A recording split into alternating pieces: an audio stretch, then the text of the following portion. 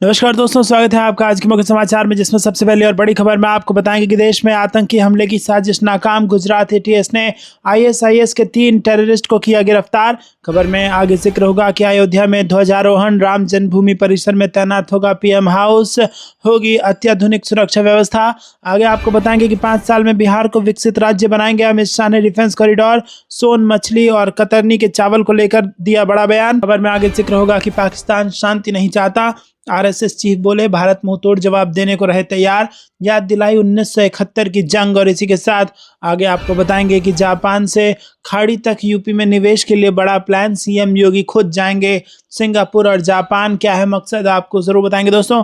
हर एक खबर की गहराई में ले जाएंगे, लेकिन उससे पहले आपसे निवेदन की वीडियो कीजिए लाइक और चैनल को सब्सक्राइब करके बेल आइकन दबाकर कमेंट में लिखिए जय हिंद। रुक करते हैं सबसे पहली और बड़ी खबर की तरफ। देश में आतंकी हमले की साजिश नाकाम। गुजरात एटीएस ने आईएसआईएस के 3 टेररिस्ट को किया गिरफ्तार। जी हां दोस्तों, आपको बता दें कि गुजरात के आतंकवाद विरोधी दस्ते को अडालज में आतंकी गतिविधियों की साजिश रचने की सूचना मिली थी। मुखबरी के आधार पर एटीएस ने इलाके में छापेमारी की, जिसके बाद 3 आरोपियों को धर दबोचा गया। शुरुआती जांच में पता चला है कि पकड़े गए 2 आतंकी उत्तर प्रदेश के रहने वाले हैं, वहीं तीसरा आतंकी हैदराबाद का निवासी है। ये तीनों मिलकर देश की कई जगहों पर आतंकी हमले को अंजाम देने की साजिश रच रहे थे। तीनों आतंकी हथियार लेने के लिए गुजरात पहुंचे थे। गुजरात एटीएस को मिली जानकारी के अनुसार उनके पास 2 ग्लॉक पिस्टल, 1 बेरेटा पिस्टल और 30 जिंदा कारतूस समेत 40 लीटर कैस्टर ऑयल बरामद किया गया है। रुक करते हैं अगली ब्रेकिंग न्यूज की तरफ। राम जन्मभूमि परिसर में तैयार होगा पीएम हाउस, होगी अत्याधुनिक सुरक्षा व्यवस्था। जी हां दोस्तों, आपको बता दें कि प्रभु श्री राम की नगरी में उत्सव का आलोक फैलने लगा है। राम जन्मभूमि परिसर इन दिनों भव्यता की नई परिभाषा गढ़ रहा है। ध्वजारोहण समारोह से पहले पूरे परिसर को संवारने का काम युद्ध स्तर पर जारी है और इसी क्रम में प्रधानमंत्री नरेंद्र मोदी के प्रवास के लिए परिसर में पीएम हाउस का निर्माण अंतिम चरण में पहुंच गया है, जो 22 नवंबर तक पूरी तरह से तैयार हो जाएगा। इसी के साथ ट्रस्ट सूत्रों के अनुसार ये स्थायी लेकिन अत्याधुनिक सुविधाओं से युक्त विश्राम गृह होगा। इसमें सुरक्षा मानकों के अनुरूप special bullet proof zone, video conferencing सुविधा और स्मार्ट मॉनिटरिंग सिस्टम लगाया जा रहा है। पीएम हाउस के आसपास एसपीजी और एनएसजी की विशेष टीमें मौजूद रहेंगी। मंदिर परिसर की सफाई, पॉलिश और सजावट में 3000 से अधिक कारीगर, अभियंता और श्रमिक जुटे हुए हैं। संगमरमर की फर्श पर पॉलिश, स्तंभों की कलात्मक सफाई और गर्भगृह के आसपास की सजावट पूरी की जा रही है। रुक करते हैं अगली ब्रेकिंग न्यूज की तरफ। 5 साल में बिहार को विकसित राज्य बनाएंगे। अमित शाह ने डिफेंस कॉरिडोर, सोन मछली और कतरनी के चावल को लेकर दिया ये बड़ा बयान। जी हां दोस्तों, शाह ने कहा कि जंगल राज एक अलग चेहरा और पोशाक के साथ लौटने की कोशिश कर रहा है। वो खुद को छिपाते हैं, लेकिन उनके प्रतीक लालटेन और पंजा बने रहते हैं, उन्हें घुसने ना दें। उन्होंने कहा कि राहुल गांधी ने लालू के बेटे के साथ एक यात्रा निकाली। क्या ये युवाओं, गरीबों, दलितों, माताओं और बहनों को लाभ पहुंचाने के लिए थी? नहीं, ये घुसपैठियों की रक्षा के लिए थी। उन्होंने कहा कि एनडीए सरकार बनी तो घुसपैठियों को चुन चुन कर बाहर निकालेंगे। वो घुसपैठिया कॉरिडोर बनाना चाहते हैं और नरेंद्र मोदी इंडस्ट्रियल कॉरिडोर बनाना चाहते हैं। शाह ने कहा कि अगले 5 साल में बिहार को एक विकसित राज्य बनाने का काम करेंगे। रुक करते हैं अगली ब्रेकिंग न्यूज तरफ। पाकिस्तान शांति नहीं चाहता। आरएसएस चीफ बोले, भारत मुंहतोड़ जवाब देने को रहे तैयार। और याद दिलाई 1971 की जंग। जी हां दोस्तों, भारत पाकिस्तान संबंधों पर चल रही खींचतान के बीच आरएसएस प्रमुख मोहन भागवत ने पाकिस्तान के रवैये पर कड़ा संदेश दिया। उन्होंने कहा कि भारत की ओर से हमेशा शांति की पहल होती है और यहाँ पर आपको बता दें कि पाकिस्तान बार बार माहौल बिगाड़ने की कोशिश करता है। बेंगलुरु में आयोजित एक कार्यक्रम में उन्होंने पड़ोसी देश को चेतावनी देते हुए कहा कि भारत हर स्थिति से निपटने के लिए तैयार है। मोहन भागवत ने रविवार को कहा कि भारत हमेशा पाकिस्तान के साथ शांति चाहता है, लेकिन पाकिस्तान उसकी कद्र नहीं करता। वो बेंगलुरु में 100 साल की संघ यात्रा नए क्षितिज कार्यक्रम में बोल रहे थे। भागवत ने कहा कि भारत की ओर से हमेशा शांति का प्रयास किया जाता है, लेकिन पाकिस्तान बार बार माहौल बिगाड़ने की कोशिश करता है। उन्होंने कहा कि हमेशा भारत शांति चाहता है, पाकिस्तान को इससे संतोष नहीं मिलता। जब तक उसे भारत को नुकसान पहुंचाने से मजा मिलता रहेगा, वह ऐसा ही करता रहेगा। भागवत ने कहा कि भारत की ओर से झगड़ा शुरू नहीं होना चाहिए। उन्होंने कहा कि अगर पाकिस्तान समझौता तोड़ेगा तो उसे सफलता नहीं मिलेगी। जितना वो कोशिश करेगा उतना ही खुद को नुकसान पहुंचाएगा। रुक करते हैं अगली ब्रेकिंग न्यूज़ की तरफ। जापान से खाड़ी तक यूपी में निवेश के लिए बड़ा प्लान, सीएम योगी खुद जाएंगे सिंगापुर और जापान। जी दोस्तों, आपको बता दें कि उत्तर प्रदेश में विदेशी कंपनियों का उद्योग लगवाने, अर्थव्यवस्था को $1 ट्रिलियन करने के लिए सीएम योगी आदित्यनाथ खुद विदेश यात्राएं करेंगे। पहले फेज में वो सिंगापुर और जापान की यात्रा पर करेंगे, जहां सीएम योगी रोड शो करेंगे और इसके साथ ही विदेशी कंपनियों के प्रतिनिधियों के साथ बैठक कर उन्हें उत्तर प्रदेश में आने का न्योता देंगे। सीएम योगी आदित्यनाथ के जाने से पहले इन्वेस्टमेंट लाने के लिए यूपी की 5 सदस्यीय टीम इन दोनों देशों का दौरा करेगी और इसके लिए तैयारियां शुरू कर दी गई है। इन्वेस्ट यूपी दुनिया के 8 देशों में रोड शो की तैयारी कर रहा है और इसकी अगुवाई की जिम्मेदारी इन्वेस्ट यूपी के ACEO शशांक चौधरी को सौंपी गई है। यह अधिकारी 2 दिन सिंगापुर और 2 दिन टोक्यो में रहेंगे। अगले हफ्ते 5 सदस्यीय टीम इन दोनों देशों के दौरे पर जाएगी। मुख्यमंत्री के साथ ही प्रदेश के बड़े मंत्री भी विदेश में रोड शो करने जाएंगे। रुक करते हैं अगली ब्रेकिंग न्यूज़ की तरफ। अब मोहम्मद यूनुस का होगा तख्ता पलट। शेख हसीना की एक चाल से बांग्लादेश में आया उबाल, किले में तब्दील हुआ ढाका। जी हाँ दोस्तों, बांग्लादेश में हुए छात्र आंदोलन के विद्रोह में बदल जाने के बाद जब से अगस्त 2024 में शेख हसीना ने देश छोड़ा, तब से आज तक इस देश में बहुत कुछ बदल गया, लेकिन स्थायित्व नहीं आ पाया। बांग्लादेश के इंटरनेशनल क्राइम्स ट्रिब्यूनल ने पूर्व पीएम रह चुकी शेख हसीना के खिलाफ मुकदमे की सुनवाई पूरी कर ली है और 13 नवंबर को इस पर फैसला भी आने वाला है। दिलचस्प है कि इसी तारीख को शेख हसीना की आवामी लीग पार्टी ने ढाका लॉकडाउन का कार्यक्रम भी तय किया है। बांग्लादेश में अंतरिम सरकार के सलाहकार मोहम्मद यूनुस पर इस वक्त अंदरूनी दबाव बढ़ा हुआ है, जहां शेख हसीना की पार्टी ढाका में लॉकडाउन के जरिए जमीनों पर वापसी का मन बना रही है, तो वहीं चुनाव का दबाव और जेन जी का असंतोष भी नोबेल पुरस्कार विजेता रह चुके यूनुस की गद्दी खिसकाते नजर आ रहे हैं। ऐसे में ढाका मेट्रोपॉलिटन पुलिस के सोर्सेज के मुताबिक शहर के 142 महत्वपूर्ण स्थानों पर 7,000 पुलिसकर्मियों की ड्रिल कराई गई। इस दौरान मोहम्मद यूनुस के घर को पूरी छावनी में तब्दील कर दिया गया और इस बात की तैयारी हो रही है कि इस प्रदर्शन को किसी तरह से नियंत्रित किया जा सके। रुक करते हैं अगली ब्रेकिंग न्यूज़ की तरफ। फिलीपींस में ऐसा क्या हुआ जो 10 लाख लोगों पर मंडराया मौत का खतरा, आपातकाल का ऐलान, हाई अलर्ट पर सेना। जी हाँ दोस्तों, आपको बता दें कि फिलीपींस सदी के सबसे भीषण संकट का सामना कर रहा है। इस देश में हालात इतने खराब हो गए हैं कि 10 लाख लोगों को उनके घरों से निकालकर सुरक्षित स्थानों पर पहुंचाया गया है। दरअसल सुपर टाइफून फनवोंग फिलीपींस की ओर बढ़ रहा है और इसे दशक के सबसे शक्तिशाली टाइफून में गिना जा रहा है। अभी कुछ दिन पहले ही फिलीपींस ने एक और भीषण तूफान का सामना किया था, जिसमें 200 से ज़्यादा लोगों की मौत हो गई थी। ऐसे में सरकार कोई रिस्क लिए बिना प्रभावित क्षेत्रों में लोगों को निकाल रही है। हालांकि अब भी बड़ी संख्या में लोग टाइफून के प्रभाव वाले क्षेत्रों में मौजूद हैं। रुक करते हैं अगली ब्रेकिंग न्यूज़ की तरफ। आतंकी नेटवर्क को खत्म करने की कार्रवाई तेज, जम्मू कश्मीर के कई जिलों में सेना का सर्च ऑपरेशन। जहां दोस्तों, जम्मू कश्मीर में आतंकी नेटवर्क को जमीनी स्तर से उखाड़ फेंकने के निरंतर प्रयासों को जारी रखते हुए सुरक्षा बलों ने बड़े पैमाने पर कार्रवाई की है। रविवार को आतंकवाद और उसके समर्थक नेटवर्क के प्रति जीरो टॉलरेंस नीति के तहत कुलगाम और रामबन जिले में कई स्थानों पर तलाशी अभियान चलाया गया। रामबन जिले में पुलिस, सेना, सीआरपीएफ और एसओजी इकाइयों की संयुक्त टीमों ने ड्यूटी मजिस्ट्रेट के साथ मिलकर जिले भर के अलग अलग संवेदनशील इलाकों में अभियान चलाया। यह अभियान आम जनता को किसी भी तरह की असुविधा पहुंचाए बिना संगठित तरीके से चलाए गए। दोस्तों, रुक करते हैं अगली ब्रेकिंग न्यूज़ की तरफ। हर हालत के लिए तैयार है भारत, पाकिस्तान के न्यूक्लियर टेस्टिंग पर ट्रंप के दावे पर राजनाथ सिंह का जवाब। जी हां दोस्तों, अमेरिकी राष्ट्रपति डोनाल्ड ट्रंप द्वारा पाकिस्तान पर गुप्त रूप से परमाणु हथियार परीक्षण करने के दावे के बाद भारत के रक्षा मंत्री राजनाथ सिंह ने इस पर प्रतिक्रिया दी है। उन्होंने एक इंटरव्यू में स्पष्ट किया कि भारत किसी भी स्थिति का सामना करने के लिए तैयार है। दोस्तों, बातचीत में जब उनसे पाकिस्तान के कथित परमाणु विकास के बारे में पूछा गया तो सिंह ने कहा कि भारत ऐसी रिपोर्ट से चिंतित नहीं है। उन्होंने कहा, जो लोग टेस्ट करना चाहते हैं उन्हें करने दें, हम उन्हें कैसे रोक सकते हैं। हालांकि उन्होंने भारत की तैयारी को दोहराते हुए कहा कि जो भी हो, हम किसी भी हालत के लिए तैयार हैं। आपको कुछ लगता है दोस्तों, कमेंट में जरूर बताइए। वीडियो को लाइक नहीं किया तो लाइक जरूर कीजिएगा। रुक करते हैं अगली ब्रेकिंग न्यूज़ की तरफ। पीएम मोदी की बेतिया में समापन रैली, बोले बिहार को कट्टा सरकार नहीं, फिर से एनडीए सरकार चाहिए। जी हाँ दोस्तों, आपको बता दें कि यहाँ पर प्रधानमंत्री नरेंद्र मोदी ने कहा कि बिहार के लोगों को अब कट्टा सरकार नहीं चाहिए, फिर एक बार एनडीए सरकार चाहिए। बिहार के नौजवानों महिलाओं, मध्यम वर्ग और किसानों ने कंधे से कंधा मिलाकर एनडीए के समर्थन में चुनाव प्रचार खुद संभाल लिया। ये चुनाव एनडीए का कोई नेता नहीं बल्कि बिहार की जनता ये चुनाव लड़ रही है। पीएम मोदी शनिवार के बेतिया में बीजेपी एनडीए प्रत्याशियों के पक्ष में चुनावी सभा को संबोधित कर रहे थे। प्रधानमंत्री ने कहा कि बिहार में इस विधानसभा चुनाव के अभियान की ये एक प्रकार से मेरी समापन रैली है।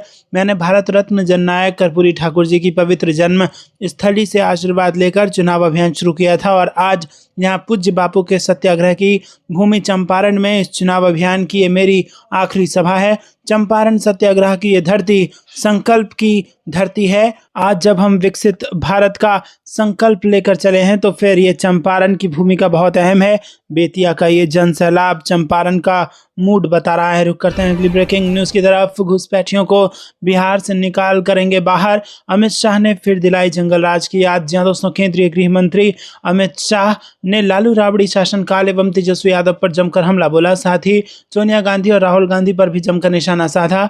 अमित शाह ने केंद्र की नरेंद्र मोदी और बिहार की नीतीश कुमार के नेतृत्व वाली सरकार की उपलब्धियां गिनवाई। बिहार में दूसरे चरण के मतदान से पहले प्रचार का शोर चरम पर है। केंद्रीय गृह मंत्री अमित शाह शनिवार को पूर्णिया के बनमनखी विधानसभा में चुनावी सभा करने के लिए कटिहार जिले के कोढ़ा पहुंचे। उन्होंने टीचर ट्रेनिंग कॉलेज के मैदान में आयोजित चुनावी सभा को संबोधित किया। अमित शाह ने कहा कि बिहार में हुए पहले चरण के चुनाव में लालू एंड कंपनी का सूपड़ा साफ हो गया है। प्रथम चरण में ही बिहार में प्रचंड बहुमत से एनडीए सरकार बनाने की नींव रखी जा चुकी है। उन्होंने जनता से आग्रह करते हुए कहा कि दूसरे चरण में सीमांचल वालों को इस तरह से मतदान करना है कि राजद और जंगलराज वाले दूर दूर तक दूरबीन से भी दिखाई ना पड़े। अमित शाह ने कहा कि आप लोगों ने जरा भी गलती किया तो जंगलराज वाले कपड़ा बदलकर, भेष बदलकर, चेहरा बदलकर आने के लिए तैयार हैं। रुक करते हैं अगली ब्रेकिंग न्यूज की तरफ। चीन, बांग्लादेश, पाकिस्तान को एक साथ बड़ा झटका, भारत ताबड़तोड़ कुछ भयंकर करने वाला है। जी हाँ दोस्तों, भारत ने बड़ी तैयारी कर ली है। उसने अपने पूर्वोत्तर क्षेत्र में वायुसेना अभ्यास के लिए और अधिसूचना यानी नो टाइम जारी कर दिया है। यहाँ पर आपको बता दें दोस्तों कि अधिसूचना में पहले जारी की गई चेतावनी भी सक्रिय रहती है। ये युद्धाभ्यास 13 से 20 नवंबर तक चलेगा। यह अभ्यास चीन, बांग्लादेश और भूटान बॉर्डर तक होगा। इससे चीन और पाकिस्तान के साथ साथ बांग्लादेश की भी टेंशन जरूर होगी, क्योंकि भारत राफेल, सुखोई 30 जैसे अपने जंगी जेट्स का जलवा भी दिखाएगा। भारत के नवीनतम नो टाइम ने 13 से 20 नवंबर 2025 तक पूर्वोत्तर में भारतीय वायुसेना के अभ्यास का विस्तार किया है। ये नो टाइम भारत के चिकन नेक माने जाने वाले सिलीगुड़ी कॉरिडोर पर कुछ दिनों के लिए हवाई क्षेत्र आरक्षित करता है। ये कॉरिडोर इस क्षेत्र को मुख्य भूमि से जोड़ने वाला एक 20 किलोमीटर चौड़ा गलियारा है, जो पिछले कुछ महीनों से सुर्खियों में बना हुआ है। दोस्तों आपको बता दें कि defence analyst lieutenant colonel JS Sodhi के अनुसार भारत तीनों तरफ युद्धाभ्यास कर रहा है। पश्चिमी, पूर्वी और पूर्वोत्तर सीमाओं पर पहली बार युद्धाभ्यास एक साथ करने का मतलब है कि भारत 2 फ्रंट वॉर की तैयारी कर रहा है। ये मल्टी डोमेन वॉर के लिहाज से किया जा रहा है। दरअसल 2030 के बाद चीन और पाकिस्तान भारत पर मिलकर हमला कर सकते हैं और इसी साल 17 मार्च को जनरल उपेंद्र द्विवेदी बता चुके हैं कि 2 फ्रंट वॉर भारत के लिए अनुमान नहीं है, ये रियलिटी है। रुक करते हैं अगली ब्रेकिंग न्यूज़ की तरफ। लखनऊ की मिसाइल से सिट्टी पिट्टी गुम, योगी आदित्यनाथ ने पाकिस्तान पर साधा निशाना। जी हाँ दोस्तों, उत्तर प्रदेश के मुख्यमंत्री योगी आदित्यनाथ ने शनिवार को गयाजी में एक जनसभा को संबोधित किया। इस दौरान उन्होंने ऑपरेशन सिंदूर के दौरान और बाद में पाकिस्तान की खस्ताहाल पर खुलकर तंज कसा। योगी आदित्यनाथ ने कहा कि अब नया बिहार अपने गौरव के लिए आगे बढ़ रहा है और मोदी जी के नेतृत्व में भारत दुनिया के अंदर अपनी ताकत का एहसास करा रहा है। राष्ट्र गौरव कैसा होता है आपने देखा होगा। जब ऑपरेशन सिंदूर के दौरान लखनऊ में बनी ब्रह्मोस मिसाइल पाकिस्तान में गिरी थी तो पाकिस्तान की सिट्टी पिट्टी गुल हो जाती थी। उन्होंने कहा कि ये नया भारत अब अपराध और आतंकवाद को देखता नहीं है। अगर कोई भारत की सुरक्षा में सेंध लगाता है तो उसके घर में घुसकर मारता भी है और इलाज भी करता है। पाकिस्तान दुनिया भर में गिड़गिड़ाया कि भारत तबाह कर देगा, लेकिन ये तय हो गया था। मोदी जी ने तय कर लिया था कि अब पाकिस्तान का नक्शा ही समाप्त कर लेना है और इसे भारत का ही हिस्सा बना देना है। लेकिन पाकिस्तान दुनिया में गिड़गिड़ाया कि आगे से ऐसा दुस्साहस नहीं करूँगा। आज सबसे यही कहने आऊँगा कि राष्ट्र सुरक्षा सबसे महत्वपूर्ण है और मोदी जी के युग में ये दुरुस्त है। उन्होंने कहा कि बिहार में जब आरजेडी की सरकार थी तो यहाँ व्यापक स्तर पर दंगे और नरसंहार होता था। त्योहारों से पहले दंगे फसाद होते थे। 15 वर्ष के कुशासन में 30,000 से ज़्यादा अपहरण हुए। कारोबारी, उद्योगपति, इंजीनियर, डॉक्टर, बेटियां और बच्चे कोई भी सुरक्षित नहीं था। ये थी आरजेडी की सरकार की पहचान। युवाओं के लिए कोई रोजगार नहीं था और गरीबों के लिए कोई राशन नहीं था। ये गरीबों को राशन कैसे मुहैया कराते जब ये खुद जानवरों का चारा खा रहे थे? ये रोजगार कैसे देते? इन्होंने रोजगार के बदले आपकी जमीन हड़प ली। रुक करते हैं अगली ब्रेकिंग न्यूज़ की तरफ। 4 राज्यों में तेज आंधी के साथ बारिश का अलर्ट। दिल्ली, यूपी और बिहार का हाल। आपको बताएं दोस्तों कि देश के अधिकांश राज्यों में बारिश का दौर समाप्त हो गया है, लेकिन अब भी 4 राज्य ऐसे हैं जहां तेज आंधी के साथ बारिश की चेतावनी जारी की गई है। लोगों को इस दौरान सावधान रहने की अपील की गई है। वहीं उत्तर पश्चिम और मध्य भारत में अगले 6 से 7 दिनों में रात का तापमान सामान्य से 2 से 5 डिग्री सेल्सियस कम रहने की संभावना है, जिससे ठंड बढ़ने की पूरी संभावना है। वहीं उत्तर भारत की बात करें तो दिल्ली, यूपी और बिहार में शाम और सुबह के समय पारा गिरने की संभावना है। वहीं पहाड़ी राज्यों पर भी न्यूनतम तापमान में तेजी से गिरावट देखी जा रही है। आपको बता दें कि मौसम विभाग के मुताबिक तमिलनाडु, केरल, पुडुचेरी और मेघालय में मूसलाधार बारिश का अलर्ट जारी किया गया है। समुद्री किनारे से मछुआरों को सावधान रहने के लिए कहा गया है। बारिश के दौरान तेज हवा चलने की भी संभावना है और वहीं इस बारिश से तापमान में तेजी से कमी आएगी। दोस्तों रुक करते हैं अगली ब्रेकिंग न्यूज़ की तरफ। एलओसी पर क्या है सेना का ऑपरेशन पिंपल, जो आतंकियों के लिए बना काल। जी हाँ दोस्तों, आपको बता दें कि जम्मू कश्मीर के पहलगाम में 7 महीने हुए आतंकी हमले के बाद भारतीय सेना ने ऑपरेशन सिंदूर के जरिए पाकिस्तान पोषित आतंकियों को कड़ा सबक सिखाया था।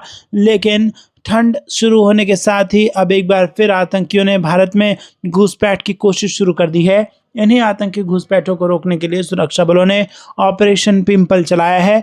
दोस्तों आपको बता दें कि ऑपरेशन पिंपल सुरक्षा बलों द्वारा जम्मू कश्मीर के कुपवाड़ा जिले के केरन सेक्टर में नियंत्रण रेखा के पास शुरू किया एक ऑपरेशन है, जिसका लक्ष्य घुसपैठ कर रहे आतंकियों को रोकना है। ऑपरेशन पिंपल के तहत ही भारतीय सेना के जवानों ने 2 आतंकियों को एनकाउंटर में ढेर कर दिया है और इलाके में बड़े स्तर पर सर्च ऑपरेशन चल रहा है। संभावित हथियारों और गोला बारूद की बरामदगी की उम्मीद है। कुपवाड़ा इलाका एलओसी से काफ़ी सटा हुआ है, जिसके कारण यहां अक्सर घुसपैठ की कोशिशें होती रहती है।